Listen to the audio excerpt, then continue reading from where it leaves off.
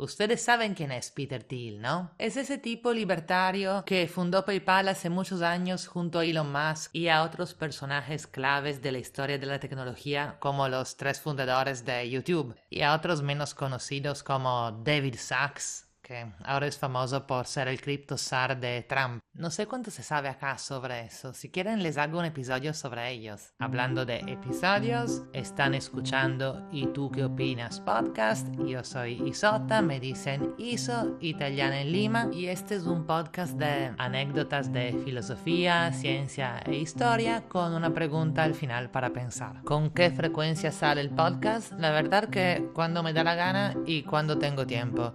Sin embargo, si ustedes comparten los episodios, más me va a dar la gana y más voy a hacer tiempo.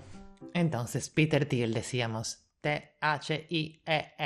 Antes de ser un billonario obsesionado con el anticristo en 2025, era un niño que creció entre Alemania, Estados Unidos y Sudáfrica, leyendo ciencia ficción y El Señor de los Anillos, jugando Dungeons and Dragons, con pocos amigos, muy bueno en matemáticas, la clásica pues. Pasan los años y se vuelve un inversionista millonario y un pensador libertario extremadamente influyente. Para darles una idea, apoya por ejemplo ese proyecto de construir ciudades sobre plataformas en el medio del océano para que no pertenezcan a ningún estado y puedan ser libres. Donde su idea de libertad es ser libre del estado. Qué loco, ¿no? Como la idea de libertad es distinta para cada uno.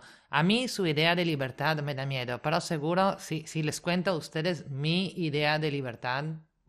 Fácil, a muchos de ustedes les gustaría, pero a otros no. Cada uno con su idea de libertad. No estamos acá para crear más divisiones en el mundo. Y en verdad sí tengo amigos, tengo un solo amigo libertario, que sí, pero lo quiero mucho, así que no quiero caricaturizar las ideas de nadie. También porque este tipo es totalmente respetado por todos en Silicon Valley por su inteligencia. Y bueno, se habla un poco de él cuando en 2016 es el único de estos billonarios que apoya a Trump, cuando todavía Elon Musk y Zuckerberg lo desprecian. O sea, de estos Technos Bros, él es el único que siempre fue conservador, no es que se volvió. Y bueno, esto a mí me parece particularmente irritante porque el pata es gay y es casado con un hombre. Y ahora tiene 2 hijas que tuvo con una madre sustituta. Y esos son todos derechos que la derecha conservadora que él tanto ama quiere abolir. O sea, el tipo lucha contra sí mismo. Que esto es un tema súper interesante, que pero no tiene nada que ver con la historia que les quiero contar. Aparte un detalle, que es que hasta 2007 solo su círculo de amigos sabía que era gay. Y pasó que una página de chismes faranduleros que se llamaba Gawker, que significa el curioso, publicó un artículo titulado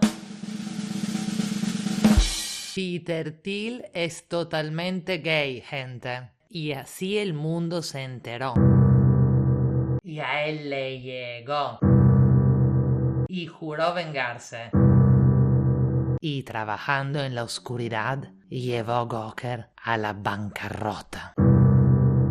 Y les cuento cómo. Sin decirlo a nadie, se tiró $10 millones cubriendo los gastos legales de las personas cuya privacy había sido violada por esa página. Y entre ellas, Hulk Hogan, el del wrestling, porque Gawker había publicado parte de un sex tape de Hulk Hogan. Hogan los demandó y la demanda fue seguida por los mejores abogados tipo del mundo. Y ganó la causa y ganó $140 millones. Y Gawker tuvo que cerrar porque no tenía cómo pagar todo. Y el mundo se preguntó, ¿dónde encontró Hogan la plata para pagar semejante abogados? Y bueno, que a Hulk Hogan le había ido bien, pero... Y de allá salió la prensa Peter Thiel y dijo, fui yo. Así aprenden. Y resulta que durante años había estado pagando excelentes abogados para rastrear a las personas que habían sido expuestas por esa página y decirles, ¿estás indignado con esos chismosos? ¿Quieres demandarlos? Tranqui, Peter Thiel te paga los gastos legales. Y bueno, todavía no llego a lo que quería contarles del anticristo. Pero acá va la primera pregunta, porque sí me parece un tema súper interesante. ¿Hizo bien o hizo mal Gawker en hacer outing a Peter Thiel? Porque justo en aquellos años empezó a salir a la luz que un montón de personas famosas eran gay y la cosa se empezó a normalizar y ser gay dejó de ser tabú. Entonces fue bueno que eso saliera a la luz. Pero por otro lado, es su privacidad y nadie tenía derecho de romperla. O sea, si alguien violara así mi privacidad, yo me portaría como él, si tuviera esa plata. Pero por otro lado, más conservadores son abiertamente gay, más los conservadores van a aceptar que hay gays entre ellos y que no hay nada malo. Entonces, sería bueno que más conservadores fueran abiertamente gay, ¿no? O sea, es bueno obligarlos a hacer outing. ¿O es malo? ¿Ustedes qué opinan? Pero bueno, sigamos con la historia. Ya llegamos al 2025. Peter Thiel tiene una influencia enorme en la actualidad. Él es el mentor de J.D. Vance, el vicepresidente de Estados Unidos. Más bien, él es una de las fuerzas principales por las que J.D. Vance está ahí. Y saben, ¿no? Que J.D. Vance es muy religioso. Y bueno, ¿no? Yo pensaba que Peter Thiel no era religioso. Normalmente los libertarios no lo son. Pero me equivocaba, porque resulta que el señor está obsesionado con el anticristo. Literal, dio 4 conferencias privadas a lo largo del mes pasado en las que describió a Greta Thunberg y a unos pensadores que quieren parar o ralentizar el desarrollo de la inteligencia artificial como legionarios del anticristo. Está preocupadísimo con que se ralentice el desarrollo de la IA. Los participantes tuvieron que aceptar no divulgar el contenido de las charlas, pero el Washington Post obtuvo unas grabaciones y dice que en ellas Thiel desarrolla una visión religiosa del papel de la tecnología y describe una visión apocalíptica en la que oponerse a la IA llevaría a una prisión planetaria dirigida por un anticristo moderno. Dice que para él solo una resistencia con base religiosa puede evitar este destino. En estas grabaciones todo está explicado con referencias bíblicas, al parecer mezcladas con anime japonés. Para darle un poco más de contexto, este pata es el cofundador de Palantir. O sea, años después de haber hecho PayPal, él cofundó otra empresa. Este Palantir es una empresa de análisis de datos de Big Data y de IA, que muchas agencias gubernamentales en Estados Unidos y en el mundo usan para analizar datos, entre ellas el ICE, la CIA, el FBI. Es un poco complicado explicar bien qué hace Palantir, y durante años nadie lo entendía y todos se reían de ellos, pero ya nadie ríe.